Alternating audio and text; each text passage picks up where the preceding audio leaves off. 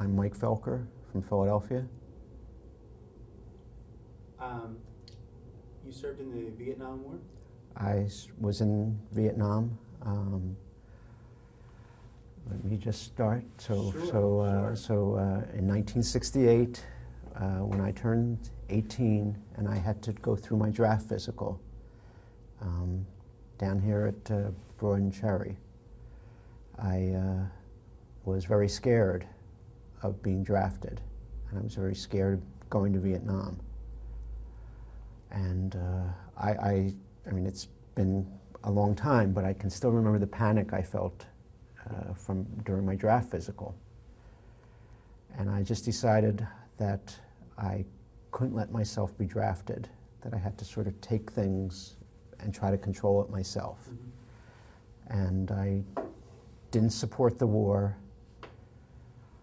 I didn't have a history that would say I was a conscientious objector. I was going to school at the time. I was going to Temple. I was in my freshman year at Temple, but I didn't have any money to stay in school after my freshman year. And I decided to enlist in the Navy. I had a recruiter in Germantown who told me I would go to journalism school. And that sounded okay. And I figured, okay, it's the Navy. You wear these cute little blue uniforms. You tie a neckerchief around your neck. Get 3 hots in a cot. 3 hots in a cot. They said I would go to journalism school. I figured, well, the closest I could ever be would be on a ship off the coast of Vietnam if worst came to worst, doing, you know, their daily newsletter or something. Right. And so that seemed like a viable alternative. I had also even tried to get into the Peace Corps when I was out of Temple, but it was like, you're 18, you can't do, you know, you can barely get to Temple. How could you do anything in the Peace Corps? So I enlisted in the Navy in 1968. And I went in August. I went to boot camp in August. Where did you go? To Great Lakes, Illinois. I just want to say, the building I had my physical in and left from boot camp, where I got sworn in down at Broad and Cherry, is now taken over by the Academy of Fine Arts, and it's now galleries and classrooms, which I am very happy to see happen. I mean, I went in for the first time in 30-some years, right. A couple weekends ago. Did you still have the anxiety when you walked in the door? Some, yeah. But it was dissipated. It dissipated yes. Once I got in there and saw what it was like. So I went to boot camp beginning of August 1968. For what it's worth, we were one of the last groups that they sent by train from Philadelphia to Chicago to go to boot camp. After us, I think they started sending people by plane. So should I just keep? No, let me ask you. I want to go back to what Okay. part of the city did you grow up in? Germantown and Roxborough. Okay. What high school did you go to? Roxborough. Roxborough High School. Okay. You'd said when you went to the draft board, you were very afraid. What did you know about Vietnam as an 18-year-old kid? What did you know about what was going on over there? Basically watching the news at night, Walter Cronkite, and seeing the footage and that sort of thing. And I just said, I don't want to do this. I really don't want to be over there. Did you have any political feelings at that time? Nothing real strong, but I didn't know that much about the war, but I didn't think it was right. I didn't see that it served a whole lot of purpose. I was still formulating things in my mind, so that politically was in my mind. Did you attend any peace rallies or anything of that sort prior to going into the service? I was in a candlelight vigil in Philadelphia in 1966, I think it was, or 67, at City Hall. Pardon? It was pretty early on. Yeah.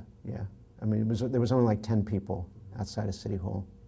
So basically the entire time you were in high school, you were sort of being fed this footage from combat taking place in Southeast Asia. Right. That would make anyone afraid. Yeah. Yeah. So tell us what it was like when you went to boot camp. When we arrived at Great Lakes, Illinois, there's also a training, beside boot camp, there's like a training component, various schools and that sort of thing, right next to the boot camp facility. And I can remember getting off the train at Great Lakes, Illinois, and these other sailors, these guys who were going to schools there, were going to get on the train to go into Chicago. Great Lakes is about 50 miles outside of Chicago. And they hollered at us that you're in a world of shit. And I think that was a pretty good summation.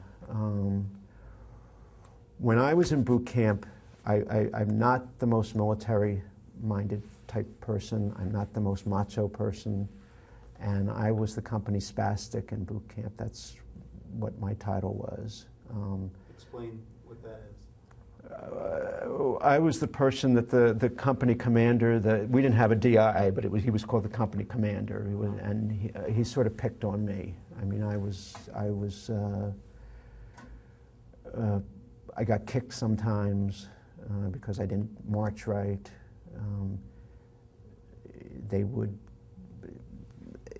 He didn't like me. The company commander did not like me. They had they gave us an IQ test in boot camp, GCT-ARI, and I forget what the highest score was in the GCT, but I think it was like an 80, and I think I got a 75 in the GCT. And we had a thing called service week in boot camp. Your 5th week, you were supposed to do something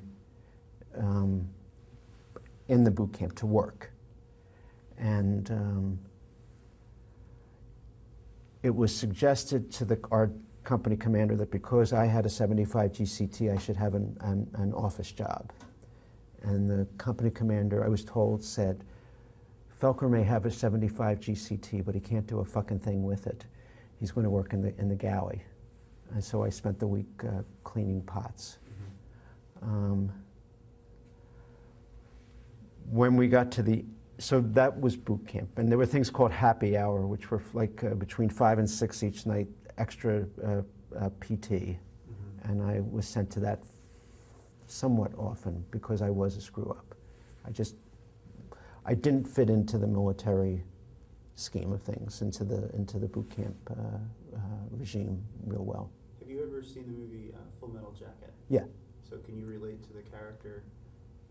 I'm trying to remember back what happens. It's the same sort of. It seems as if it's the same type of story. Yeah. I hated boot camp. I mean, boot camp to me was like a prison. And one of the things when I was in boot camp that we found out, we were put on alert one night. And I can remember another guy in boot camp and I were walking around the perimeter, the fence perimeter. And we didn't know why, because they never usually had us do that. And it turns out we were on the alert because the Democratic Convention was going on in Chicago, and they were having the riots. Mm-hmm. So they either thought that somehow the riots might spill out to Great Lakes, and they might try to get us. I don't know. Or were you guys going to spill into Chicago and join the rally? Well, what I had also heard was that there was rumor that they were going to put us on buses to try to have us go out and quell the riot. I have no idea. I mean, I hopefully would have just got lost in the crowd, and that would have been it, and never would have gotten back to boot camp, and I don't know. So when we came to the end of boot camp, we were like a couple of days before we left, we were being told what our next assignments were. And I had expected to get the journalism school that I was told I was going to get by my recruiter. But when the company commander was reading out the assignments, he said Felker, Hospital Corps School, which is the medic training school. And he said, he said something like, yeah, well, you better operate on yourself before you go there, Felker. So thank you. So instead of the journalism school, I got this hospital corpsman school, the medic training school. So should I keep going? Do you want to this is great. The one thing, so we had leave after boot camp, and then like I guess 10 days or 2 weeks, and then I came back to Great Lakes, Illinois, because the hospital corps school was there. And I can remember reporting and acting like I was in boot camp, like standing rigid and just expecting to be treated like a piece of shit, frankly. What was going on inside at this time for you? You're the draft board, you're panicked, and it seems like now that exactly what you're afraid of is well, I didn't know exactly what hospital corps school meant. Right. So, I mean, I wasn't, my mind right then wasn't thinking about Vietnam. I mean, my mind really, I thought that all the military was going to be as bad as boot camp. And when I reported and they told me, well, have a seat, Felker, just sit down, relax. It was like, I can still remember the relief. I mean, that it wasn't going to be all like boot camp. Subsequently, what happens is that the Navy hospital corpsmen are used by the Marines. The Marine Corps doesn't have their own medical. The Marine Corps uses the Navy's medical and religious personnel. So I had the hospital corps school. Hospital corps school was mainly geared towards patient care in hospitals and a minimal first aid type coverage of things, more traditional ship type first aid. After the hospital corps school, I got 4 weeks of field medical service school, which is the preparation for the Marine hospital corpsmen who go with the Marines. So you would be actually on the land at this point if you were working in that. Right. If you would, you would be stationed with the Marines in presumably in a land Forward position. Right. The field medical service was like 2 weeks of pretty intense emergency first aid, medical combat first aid, and then 2 weeks of more military, combat-related military training. They had us shoot like all their weapons and that sort of thing. Maybe some training about landmines and that sort of thing. Did anything they showed you in the medical aspect of it prepare you in any way for what you would see in actual combat? Not really, not really. I mean, certainly some of the things they had us do were helpful, but I mean, a rubber fake wound is not going to make a real big impression. Mm-hmm. Did they do anything else to try to prepare you for the sights you would see in combat? They did have us do they had like an infiltration course, where ostensibly they were shooting live ammunition 4 feet over our heads, and they had explosions going off to the side while you're going through it. They had, if I remember correctly, it was called the Viet Cong village, and a supposed fake Vietnamese village, put up in the swamps of North Carolina. And I think they had some fake booby traps in there. But our group, when we started going through it, this guy from Long Island started acting like it was like he was a real estate agent, and was like saying, "Well, let me show you something for $24,500 over here. See, it's got a built-in pool." And so we weren't real good, a good company that went through. When we got to the last day of our field medical service school, we were such screw-ups that the colonel or whoever it was in charge said to us, and I quote, "The only thing I'm ever going to read about you people is your obituaries. Wow. We're all going to die in Nam." And everybody just cheered. We all stood up and cheered and threw our covers up in the air like they do in Annapolis. But aside, what did that make you feel when he said that to you? Yeah, sure, I'm going to die. I mean, I didn't, I didn't feel great, but I mean, he's a lifer clown. I mean, that was pretty much our attitude, who cares? I mean, by this point in the war, people were pretty, people were not real gung-ho. A lot of the corpsmen were certainly not gung-ho. So, I mean, there was an attitude, we didn't care what he said. Now, did you go to Vietnam from there? No. I worked at the hospital at Camp Lejeune. There was a Navy hospital on the Marine base at Camp Lejeune in North Carolina. So I worked there I graduated from Field Medical Service School in March of '69, and I was stationed at the hospital at Camp Lejeune till just after Thanksgiving of '69.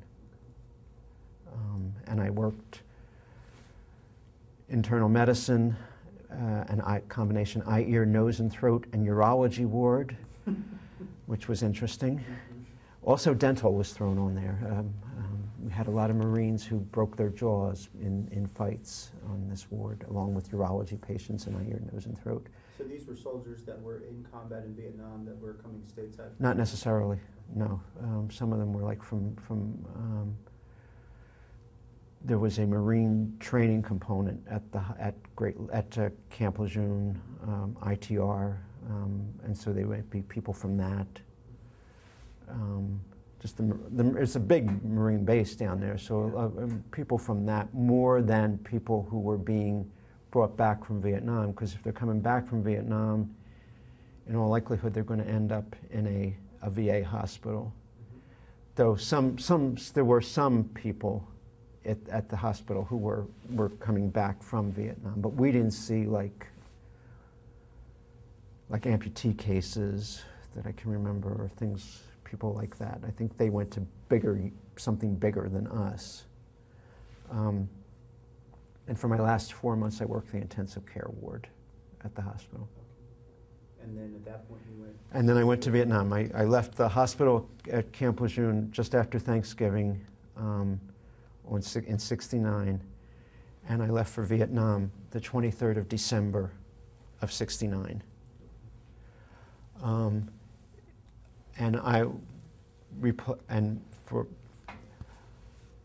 The 23rd of December is the date that the hospital corpsman I replaced got killed by a landmine in Vietnam. I ended up going to the field about the middle of January of '70. So where did you go when you first got into the country? I was mainly south of Da Nang. I think it's Quang Nam province. I was with the 1st Marine Division, and I'll admit, the whole time I was in Vietnam, I had my address wrong because I never could get it straight between regiments and divisions and the whole business. I mean, I learned the Navy stuff and thought I had that pretty much straight in my mind, and then they stuck me with the Marines, and that was a whole different thing. I mean, Navy captains are different from Marine captains and all this, and I just said, the hell with it. I'll salute it, but I have no idea how high up it is. So I was with the 1st Marine Division. Technically, I was stationed with the medical battalion. What was it? The Battalion 8 station. So I was 1st Marine Battalion, 1st Marine Division, and I was stationed with. That was pretty good. You knew all of it. Yeah, but there's something else in there too. There's the regiment comes someplace. I know. So technically, I was stationed with the Battalion 8 station for this Marine battalion. Do you want me to?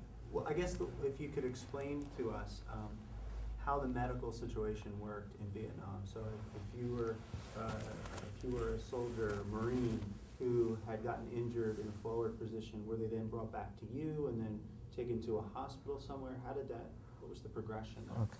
Well, although I was stationed technically stationed to the battalion aid station, I was sent out in the field with the Marines. So I was with an infantry platoon. So what would happen would be, if I was with this platoon, 30 guys, and I would go on patrols with them and what they call night ambushes. And if somebody got hit, which was mainly for me it would be landmines, toe poppers, something that would blow off your foot, I would do first aid. I would put a tourniquet on, which I don't think they do anymore, but back then we used tourniquets, put a battle dressing over the stump, start an IV, give the guy morphine, and in the meantime the radioman would be calling in a medevac chopper. Okay. The medevac chopper would take them to, I think it was 1st Medical Battalion or something like that, in Da Nang. So that's where they would be medevac to. They wouldn't normally be medevaced to my battalion, because my battalion would not have the facilities to do that. So I was with this infantry unit. We would spend like 30 days out in the field, which was sleeping on the ground, doing patrols, doing night ambushes, getting resupplied every 3 days or so. How long did you do that? I was out in the field from January until August of '70. And this was like 30 days, and then you would come back for a while? Or? We would come back for, well, usually it was back for like a couple of hours. They would let us come back into the battalion area, take a shower, get a hot meal, ostensibly get a set of clean jungle fatigues, and then they would send us back out. I mean, we had one time where we spent a couple of days back in the rear, but mostly it was 30 days out and then you come back for a couple of hours.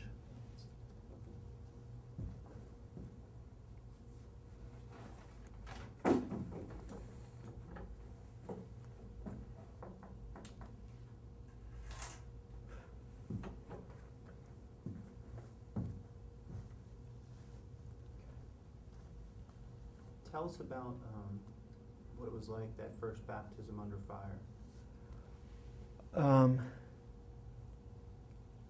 Well, everything to some extent sort of blurs. I mean, I'm most of the casualties I took care of were from booby traps, from guys stepping on landmines, and I would go through my routine. The first real bad casualty we had was after I'd been out in the field about, I would say, maybe 3 weeks, and I was on a company-size operation. So I guess that would have been 3 platoons, and the captain and his entourage, which I'm sure has a more technical name. And the captain's radioman, I think he must have had, I think the radios had 2 kinds of antennas, a rigid antenna and then a more flexible type antenna. And I think the captain's radioman must have had his rigid antenna up. And there was a booby trap up in a tree. And the antenna, this is how I believe what happened was the antenna set off the booby trap in the tree. And it essentially blew off the top of this guy's head. And we were all spread out because it was a company-size operation. And I was further back. There were 2 corpsmen who were closer to the senior corpsman, and this other corpsman were closer to this guy who got hit. And then they were calling for me to come up. And I had to run alongside the line of Marines because we were all just this like very long column, and I was falling. I kept falling, and the Marines would help me up and say, "Keep going, Doc. Keep going. Keep going." They would call you Doc. Yeah, anybody medical, you were called Doc, and then we can go into the various permutations of that when we, if you want. Okay. So I came up and I was helping the other two corpsmen. I mean, I had only talked to the company radioman once, and I really didn't know him well. And I didn't even realize it was him who had gotten hit, but he had a very thick mustache. And his head was so covered with blood. I at one point pulled his head back under his nose because we were going to do a tracheotomy, and I felt his mustache under the blood. And that's how I realized who it was.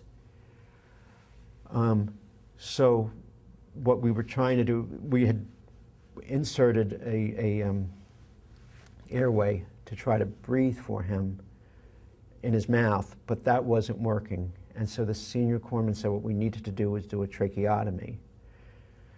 And so we cleaned an area off on his throat, and then the senior corpsman did the slit, and we put a tube in the slit to try to breathe for him.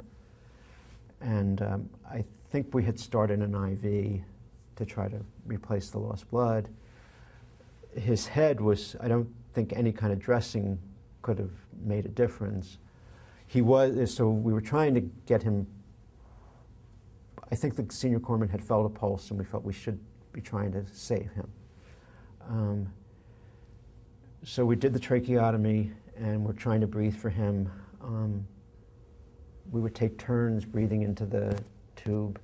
I think somebody else was doing CPR on him between us breathing into the tube. And while you're doing this, is someone radioing? The chopper, yeah. And they were setting up for an LZ. That I honestly can't remember, but I'm sure someplace they were nearby. There must have been an open area. And when you would try to breathe for him, you would get blood. Blood would come back up into your mouth and that sort of thing.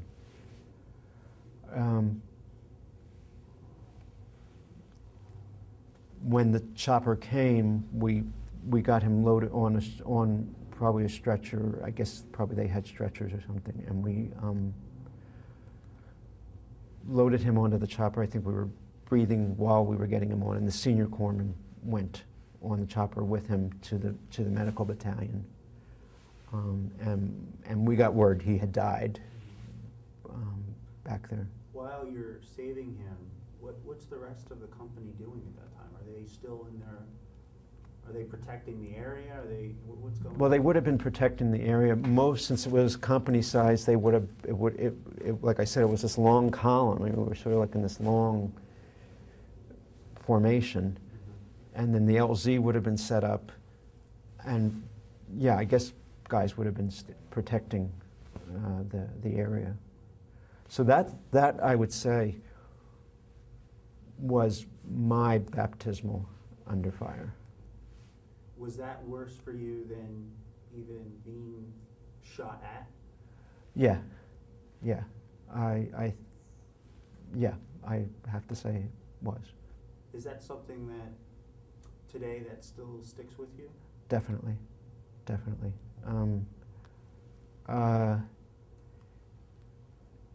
The anniversary of it was February 15th, and I mean, I know the date.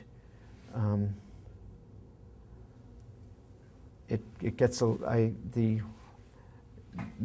one of the other corpsmen who was there is a corpsman who I went through training with, who I was stationed with at the hospital at Camp Lejeune. He's the guy I sat next to on the flight going to Vietnam, and we got sent to the same company. We were in different platoons, but it's the same company, so we were both there that day. He stepped on a booby trap in April of '70. and lost his left foot, I think it was, he lost. I was not near him when it happened. I was too far away to help him. To sort of capsulize things, he freaked out from post-traumatic stress disorder in 2002, in 2000, and murdered 3 people. And he's doing a life sentence in a prison in Louisiana. And I've sort of found him on the web through newspaper clippings and that sort of thing. And we had a letter probably 2 months ago where we discussed this, so that it's vivid for both of us. Right. So yeah, it definitely affected me. How long were you in country? A year, from December '69 to December '70. Were you injured at any time during that? No. My skin problems. I had jungle rot and that sort of thing fairly frequently, but no combat injuries. You said that the Marines called you Doc, and that everybody that was a medical personnel got called Doc, and there was some more to that. What was that? Just that they would, I mean, I was Doc Mike. When I was at the hospital at Camp Lejeune, they had an auditorium where they showed movies. And one night they showed The Graduate. And some of my patients from the internal medicine ward were there, and I went to see it. And I was wearing a sport coat, a Palm Beach sport coat, lime green Palm Beach sport coat. And because the Dustin Hoffman character in The Graduate wore a sport coat, and I was wearing a sport coat, the Marines started, and the character's name was Ben, they started calling me Ben and Doc Ben. So that followed me to Vietnam. So I was either called Doc Mike or I was called Doc Ben, or just Doc. Did you have a special relationship with the soldiers because you were Doc? I mean, were you someone they would look after? Or? Yes. When I went to Vietnam, I considered myself that this was a bad situation, but I was going to do what I could to not contribute to the war, at least in a military way. So I considered myself an unclassified conscientious objector. I mean, I never declared an undeclared conscientious objector. I never declared myself a conscientious objector. But as a hospital corpsman, according to the Geneva Convention then, we were considered non-combatants, quote-unquote non-combatants. So we didn't have to carry a weapon, necessarily. I was issued a .45, and most of the time I kept that at the battalion aid station, and I just didn't carry it with me. Sometimes our captain would get on my case that I needed to carry. I had to carry it. So I would carry it in the bottom of my medical bag with one bullet. And I kept them separate. And I kept it in a plastic urine specimen bag at the bottom of my medical bag. And we used to joke that it was so rusty that the only way it could be used as a weapon was if I threw it at a Viet Cong, and that they died of tetanus before they got to me. And I mean, and that's the way I was. And I never got any flack from the Marines about that. As long as I did what I had to do as a medic, the Marines were okay with me not carrying a weapon. And the Marines definitely took care of me. I mean, they knew I was not military. They knew I could get nervous about things. They knew I would screw things. If you know, they would. If we came to barbed wire, they would literally just pick me up and get me over it. They knew how to get through it, but they knew if I tried to do it, I'd just get tangled up. So they would literally just like pass me up over the barbed wire to get me through it. When we would go through minefields, they knew I was going to walk behind them. I wasn't going to, you know, the way we were supposed to do. So they wouldn't tell me we were going through minefields because they didn't want me to get nervous.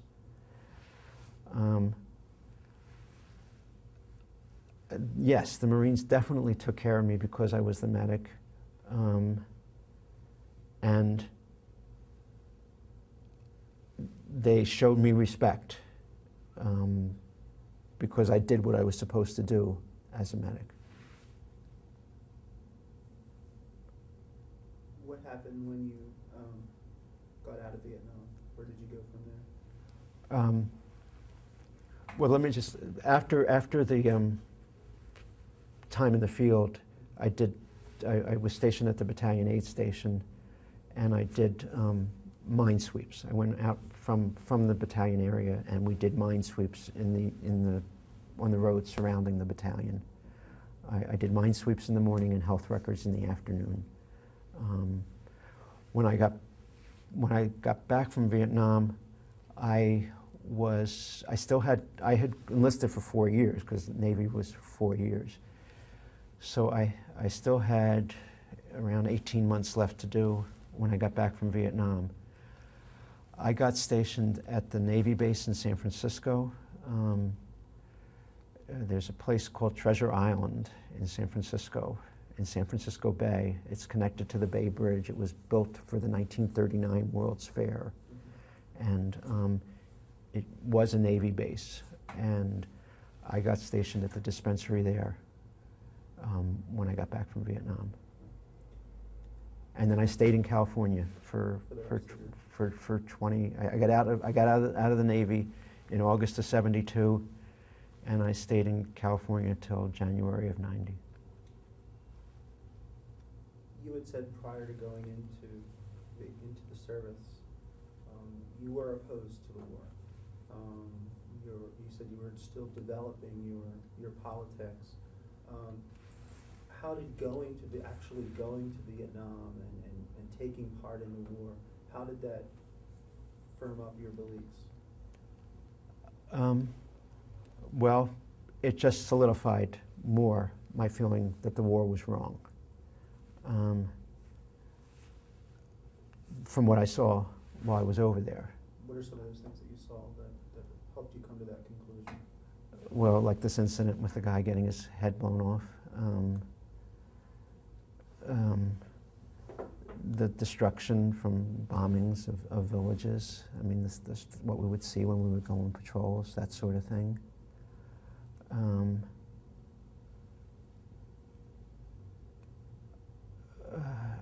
Did at any time you feel that maybe we have to stop this domino effect? We have to stop the Red Menace.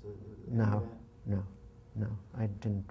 I felt, from what I could observe, from what little politics I knew and what little I knew about economics, from what I could observe in the villages that we went through, it was a socialist system anyway, and it really didn't matter,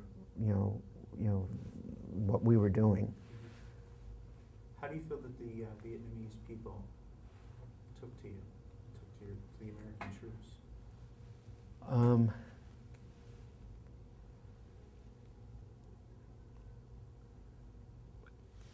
Well, as a medic, when we would stop in a village, I would try to hold sick call for the villagers. I mean, I didn't have a whole lot of equipment with me to hold a sick call, but people would line up, and I would give out antacids and aspirins, and the kids would have these sores on them. It seemed like the kids would, until they got to a certain age, would get these sores, and I would clean them up and put bacitracin on them. And when I got back to the battalion area after, we would hold sick call too. We would go into the villages. So it was a relatively positive give and take experience on that level, but on the larger level, I don't think they were thrilled to have us stomping through their villages and shooting things up. How does this affect you? What did you do after you finished your time in the service? Well, I had personal issues to deal with and things like that. But when I came back from Vietnam, I was in some war protests in San Francisco, but I didn't join Vietnam Veterans Against the War or any groups like that. I frankly didn't want to have anything to do with anything that had to do with the military. Veterans, whatever. I just didn't want to be identified as a veteran. And I had incidences in San Francisco in the 70s where, and into the early 80s, I had a time, I was in a class at San Francisco State University, and I brought up, I forget what the context was, but I brought up about having been a medic and being in Vietnam. And the instructor in the class that day said, she hoped she would see a society where American mothers wouldn't raise their sons to be murderers. And she used the phrase killer, like to me. And I felt, uh-oh, I better not talk about this sort of thing anymore. Mm-hmm. And in 1980, in 79, I became the Veterans Benefits Coordinator at San Francisco State University. I sort of said, okay, well, let me try to, I got this job where I was dealing with veterans, and I was handling the GI Bill benefits. Did you take advantage of the GI Bill? Yeah, I went to school. That was one of the things when I enlisted was I thought, well, if I get through this, I'll have the GI Bill. So yeah, I used the GI Bill. And where did you go? I went to San Francisco State University. That's where I used the GI Bill. Did you find your military service help you as a student? Did it mature you? Did it prepare you better than you would have been in college, say at 18, going right out of high school? I maybe in some ways, but I think it would be very tangential. Mm-hmm. As I said in this one class, it was a detriment to my military experience. Mm-hmm. There certainly were a goodly number of veterans at San Francisco State University, because I went to a meeting. They were trying to organize a veterans union. This was probably 1973, 1974, and I walked in, and I mean, it was a lot of boisterous, loud vets. And I just thought, oh my God, it's like being back in the barracks. I don't need this. And I just walked right out. So when I became, and the other thing that happened was in 1980, I had been dealing with veterans, and I was in San Francisco, and I am gay. And I called the Gay Pride Parade and said, are there any veterans groups marching in the Gay Pride Parade? Gay Pride Parade in San Francisco is this huge thing. And I thought, well, maybe there's a veterans group. And the person that answered the phone said, no, there are no veterans groups marching, and half the parade committee thinks that all Vietnam veterans should be tried as war criminals. This is, out of the blue, I got this. And I'm like, and I said, well, I was a medic. And he said, well, instead of saying you, I just was I just was stunned. And I said, well, I was a medic and I was a hospital corpsman. He said, well, maybe we wouldn't want to try you. And I hung up and I started to cry. I was like, I was really upset. And I said, well, okay. So at the parade, I wore my Vietnam Veterans Against the War T-shirt, and I marched with lesbian mothers. I said, I'll find some group, and this was who I marched with.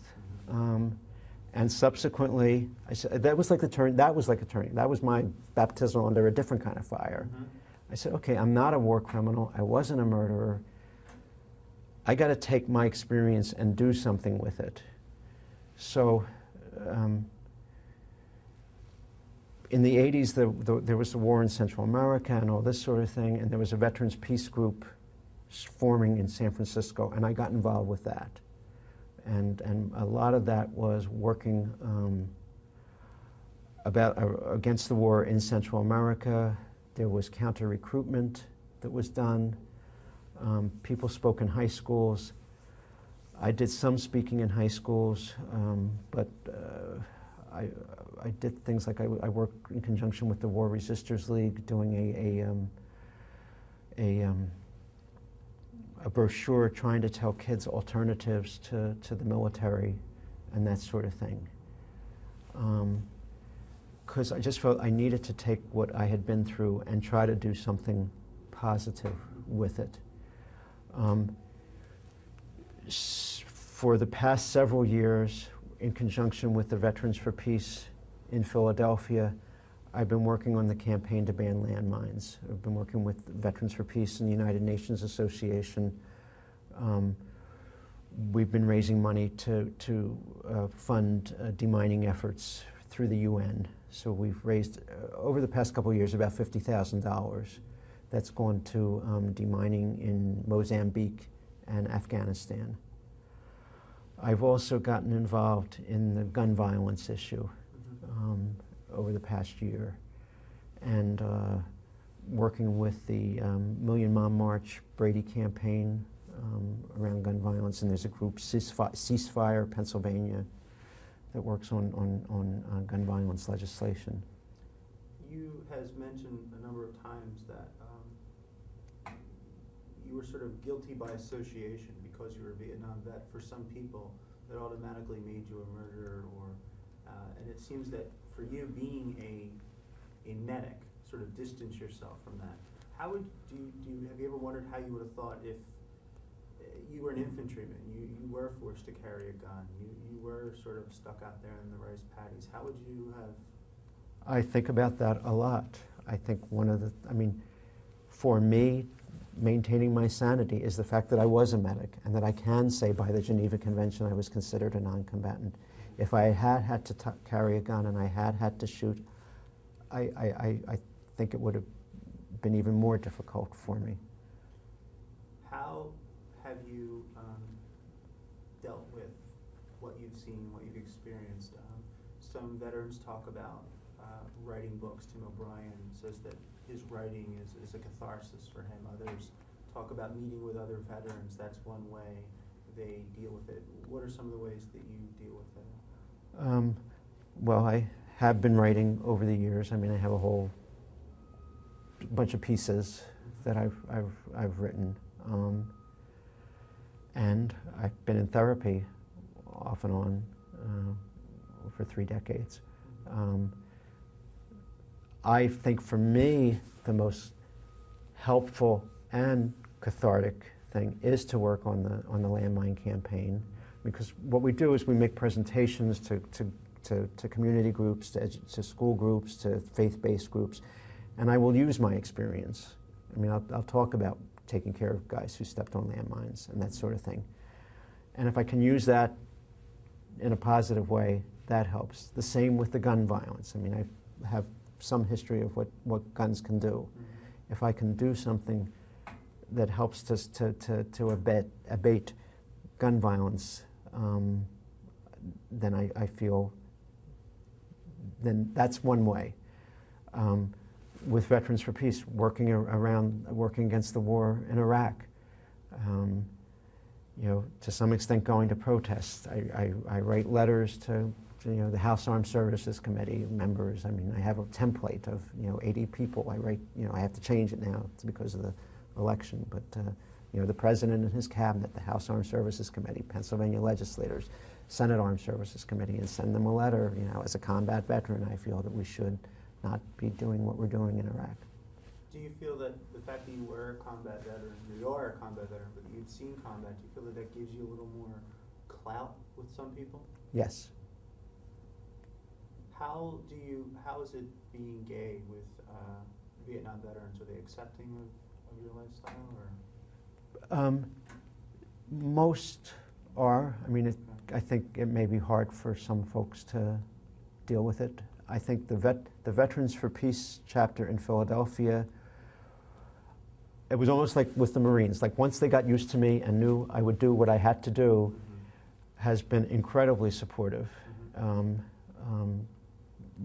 A couple years ago, the group had a sort of gay vets night. There's a one-man show called Another American Asking and Telling, And that was put on through the auspices of the Philadelphia Veterans for Peace. And there was a panel discussion.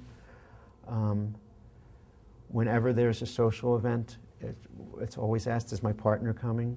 So I feel it's been fine. I think they've been very supportive. Was this something that was very difficult to deal with when you were in the service?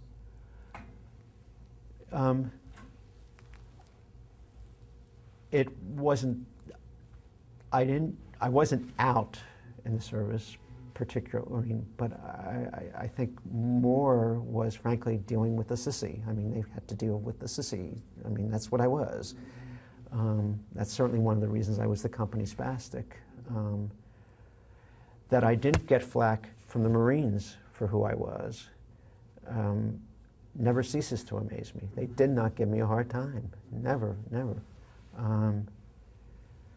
I think the ramifications for after I got back from Vietnam, that there were certainly guys who I was very much attracted to and felt very attached to. I mean, you're spending 24/7 with people, you can't help it. I mean, and